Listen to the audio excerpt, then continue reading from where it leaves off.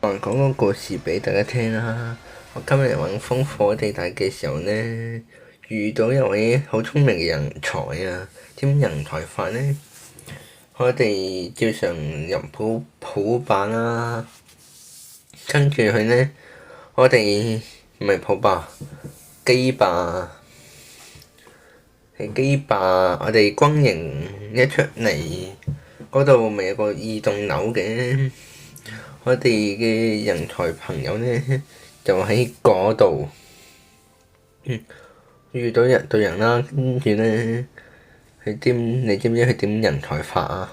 佢首先呢，佢用無名嘅，佢閃光彈呢，閃到人，但都閃埋自己。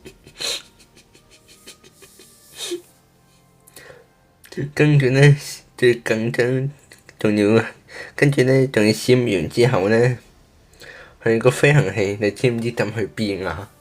佢抌上天啊！